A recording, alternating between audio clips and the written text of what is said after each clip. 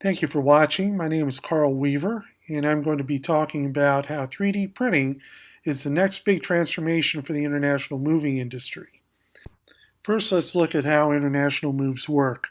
Most people are familiar with domestic moves or even just local moves where someone comes and picks up your stuff. International moves are a little bit different. Let's say you're moving from Boston to Bangkok. It starts with a truck coming to your house in suburban Boston and picking up your stuff. So far, it looks exactly like a regular local move. After the truck leaves your house, it gets delivered to probably a warehouse where it gets loaded onto a container, and the container goes to a container farm at some port. From the port, it gets loaded onto a container ship, and it sets sail to your new destination. After the voyage, all your stuff is still in the container and it goes to another container farm, this time at the port of Bangkok. Eventually, your property gets put into another truck and gets delivered to your new home in suburban Bangkok. If everything goes well as a client, all you will see is the originating agent and the delivery agent. However, there may be a number of other parties that take charge of your shipment, including freight forwarders, shipping lines, often multiple shipping lines, customs houses, container farms, airlines, trucking lines, train lines. The industry's pain points are really everything between pickup and delivery. Challenges to the industry accompanying these pain points are port strikes, for example, port surcharges like you find right now in Bangladesh, customs changes, including recent tariffs, that's all over the news right now, border security, look at Calais, what's going on up there, unavoidable delays. You also have truck driver shortages here in the U.S. There are also problems with general business, doing business with people who default on payments or go out of business. You have a problem of good quality, affordable furniture.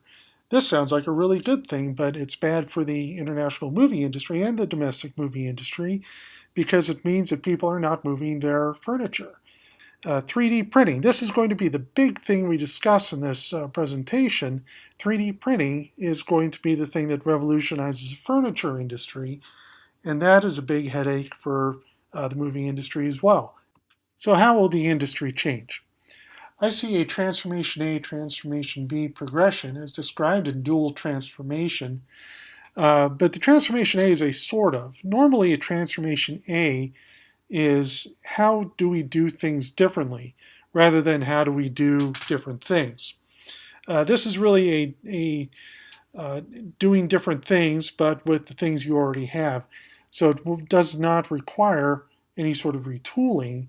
It just requires doing things slightly different. So what I see international moving companies doing to make up for that shortfall caused by 3D printing and other innovative furniture manufacturing is turning to logistics. And if you have a truck and a warehouse, you have everything you need to run a logistics company. Also record storage and maintenance. This is an offshoot of logistics. Relocation services. This gives people what they need to settle into their new homes. For the transformation B, I see international moving companies getting into the furniture manufacturing and delivering business using 3D printing technology. So what is logistics?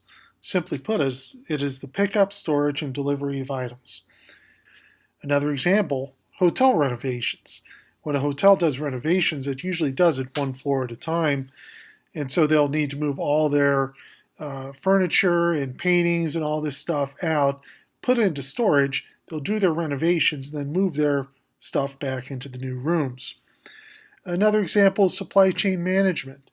So let's say I have a computer store, but I don't have room to store all my monitors. I might put some of my monitors into temporary storage with a logistics company and tell them, well, every few weeks when I get low on inventory in the store, I'll have you deliver some more. Now, all you need to be in the logistics business is a truck and a warehouse, and almost every moving company has a truck and a warehouse.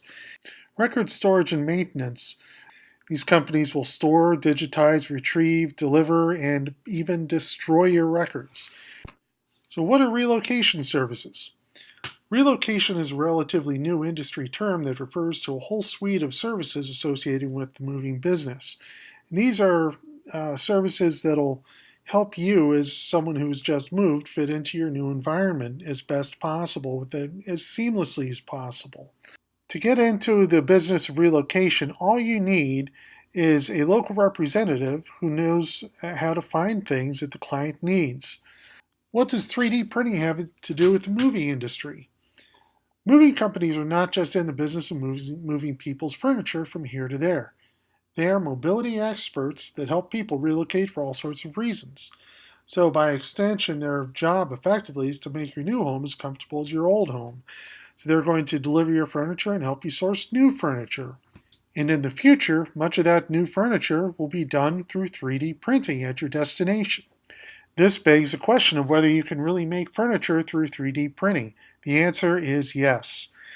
Basically, if you can think of it and create the right type of file for a computer to process it, you can print it. Here's a chair made by IKEA. It sells for about $160 US. And IKEA has even said that additive manufactured products, that's another way of saying 3D printed products, are more durable compared to regular manufactured chairs and can go on for multiple years. Here's another piece of furniture made through 3D printing. And you can see it's a storage piece, so it's very functional, but it's also artistic. So how do these businesses work together? Movers would contract with 3D printing companies, and people can choose and order their furniture before moving, and the computer file for that furniture is transferred to the manufacturer in the destination city.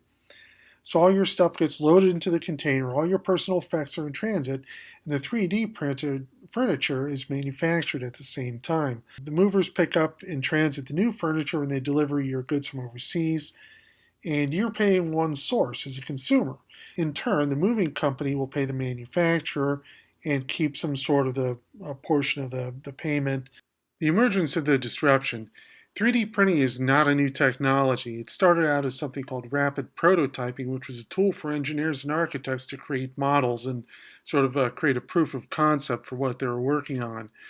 It eventually became a device for hobbyists and experimenters, and today it's evolving into a device to create real consumer goods.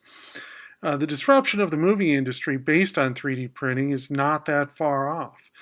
And the market has to shift from unique artistic pieces and hobbyist pieces to more functional pieces. Figures 1.1 and 1.2 are designed to show industry topography before and after disruption. So in 1.1 you see the company that's at the top of the peak and the company that's at the bottom. And the idea is that after the disruption, you've got a reversal of this. So the company that was forward thinking and followed the new technologies ends up at the top of the hill, and the other one that was a little more regressive or didn't see the opportunity slides to the bottom. However, this type of transition in this model does not exactly work in the international moving industry. There's not a singular leader in the industry. There are companies like AGS Africa, which has offices in all 54 countries in Africa.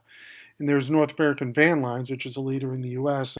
But those companies are not global leaders in the terms of they own the space. There's not a single company that owns the whole market. Companies in the international movie industry work together, and they do that because a company that's based in Boston, for example, will not have an office in Bangkok.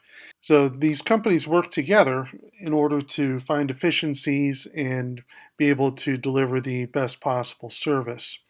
So they may compete from time to time on certain jobs, but they are not competitors in the same way that Walmart and Target are competitors. There is competition to win business, and the company with the best combination of services and prices will win the contract.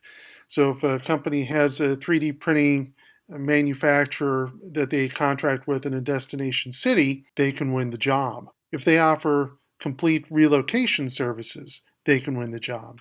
So all these things together will build them into a better company and a more flexible company, and that will lead them to winning the business. And that means that early adoption of these new services is crucial to distinguish one company from another. So with 3D printing, you get the trifecta of saving the customer money on the move because they're not moving all their furniture, getting them affordable new furniture, and making the process seamless by delivering it. The upshot of all this is that even though companies cooperate on many jobs, they still compete in their local markets. And the companies that can adapt and provide new desired services, specifically 3D printing of furniture, will win in the end.